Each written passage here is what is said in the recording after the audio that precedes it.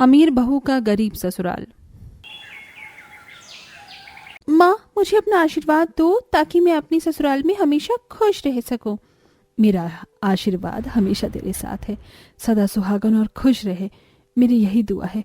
तूने इस जिंदगी को अपने लिए खुद चुना है, बस भगवान तुझे गरीबों में रहने की भी आदत डलवा दे। आप चिंता मत करो माँ, अगर मुझे युग का साथ मिल जाए तो मैं कहीं भी खुशी से रह सकती हूँ।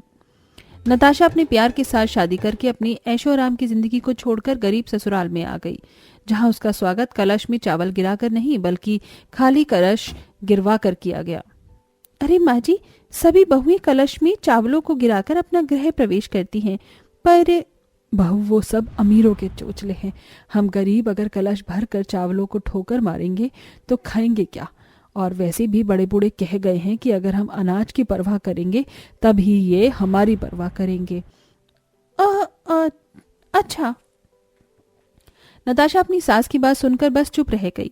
उसने अंदर जाकर अपने छोटे से घर को देखा।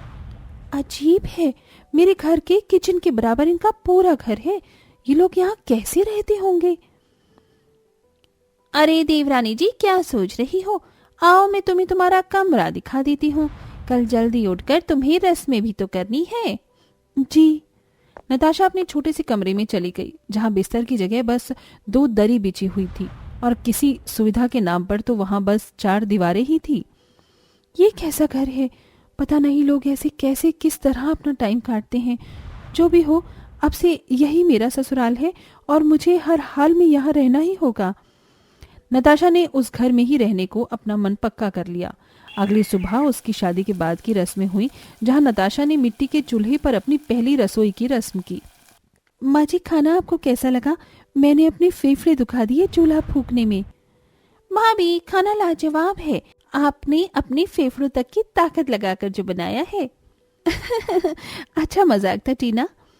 सभी को टीना की बात सुनकर हंसी आ गई। ऐसे ही सिलसिला जारी था। नताशा अब सभी घर के काम करने लगी थी, जैसे सफाई करना, बर्तन धोना, कपड़े धोना और खाना बनाना वगैरह वगैरह। अब शादी हुए लगभग 1 महीना बीत चुका था। अरे नहीं, अब मुझे फिर से हाथ से कपड़े धोने होंगे। मैं तो थक आ गई हूँ। मेरे मायके में तो वॉशिंग मशीन थी, कितनी आसानी से सारे काम कर लेती थी मैं वहाँ।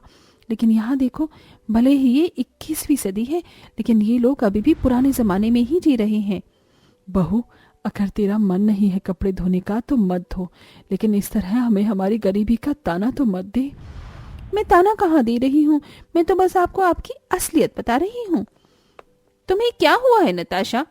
पहले तो तुम ऐसा नहीं करती थी। मुझे कुछ नहीं हुआ है, आप ज्यादा मेरा दिमाग मत चाटिए।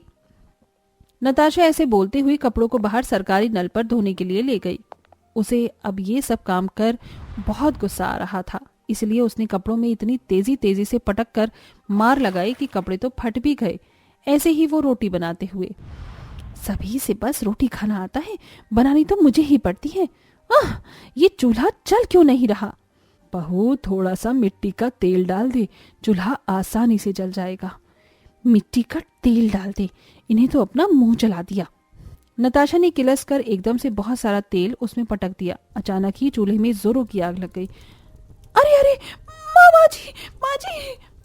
क्या क्या हुआ बहू? अरे नहीं, आग! उर्वशी बहू, अरे टीना, जल्दी से पानी लेकर आओ। क्या हो गया माँ जी? सभी घर में बहुत घबरा गए। जल्दी से उर्वशी बाहर से पानी लेकर आई और उसने आग को शांत किया। ये क्या किया बहू? अरे इतना मिट्टी का तेल कौन डालता है? वैसे ही हम गरीब लोग हैं, तूने तो सारा ही तेल पटक दिया। अरे कौन सी खुंदस निकाल रही थी? ये क्या बात हुई?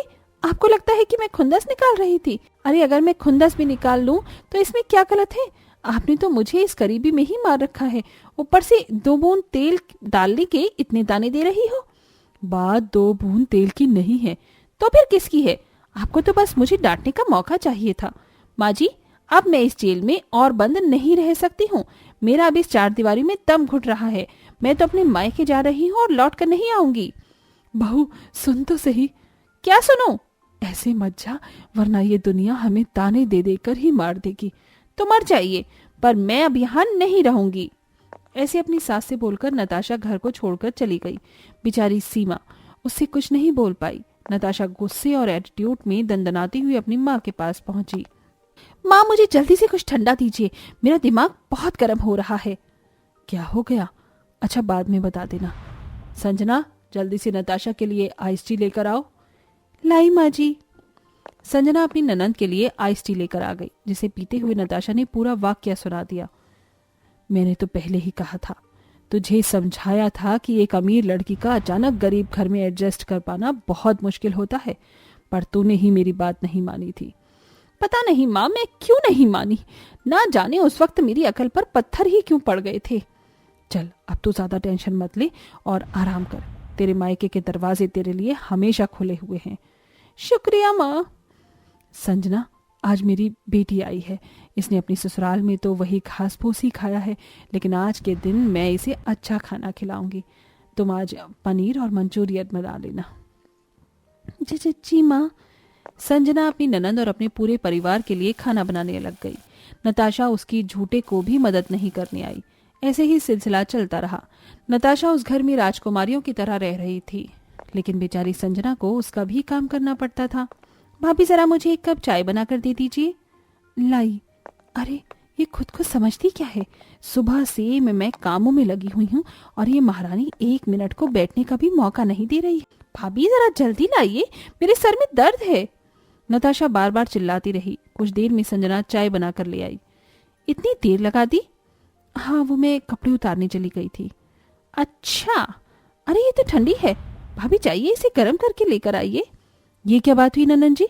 अरे मैं भी इंसान हूँ, कुछ देर मुझे भी तो टिकने का मौका दीजिए। तुम इस घर की बहू हो और मैं तुम्हारी। आप मुझे ननंद होने की हेकड़ी मत दिखाइएगा। आप अपना ससुराल छोड़कर आई हुई ननंद हो, खुद तो अपनी जिम्मेदारी से भाग गई और मुझे जिम्मेदारी गिना रही हो। तुम्हें तो मैं माँ माँ। दोनों ननंद भाभी की इस तरह की खिटपिट होने लगी। उनकी आवाज सुनकर सौदामिनी भी वहां आ गई। अरे अरे क्या हो रहा है? संजना अपनी ससुराल छोड़ी हुई बेटी से पूछिए। भाभी आप हद से ज्यादा बोल रही हो। नताशा ने अपनी माँ को पूरी बात बताई। सारी बात जानकर सौदामिनी ने अपनी बेटी को समझाया। बेटा तेरी भाभी की भी गलती नहीं है, तेरी माँ के दिल में तो हमेशा तेरी जगह है, लेकिन इस जमाने में ससुराल छोड़ी लड़की को कोई वैल्यू नहीं देता। मेरी बात समझ, अब जब तेरी शादी हो ही गई है तो तुझे अपनी ही ससुराल में रहना चाहिए। अब से वही तेरा घर है। तू मेरी बात समझ रही है ना? जानती है मेरे लिए तो तेरा आना किसी खुशी से कम नहीं है। जब तक मैं जिंदा हूँ तब तक तू यहाँ जब चाहे आकर रह सकती है, लेकिन माँ बाप के जाने के बाद सब कुछ बदल जाता है। कल को अगर मैं न रही तो तू न घर का न घाट का कहीं की नहीं रहेगी।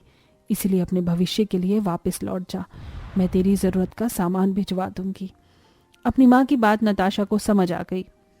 सही कहा माँ, भाभी मुझे माफ कर दीजिए। मुझे लगता है कि अब मुझे वापस लौट जाना चाहिए, वही ससुराल वाली मेरा इंतजार कर रही हैं। नताशा अपनी माँ और भाभी से विदाई लेकर अपने ससुराल लौट आई और सभी से माफी मांगी। नताशा की माँ ने उसकी जरूरत का थोड़ा सा सामान उसकी ससुराल भिजवा दिया। अब नताशा अपनी ससुराल में सभी के साथ मिलजुल कर रहती थी और अब सब कुछ सही हो चुका था।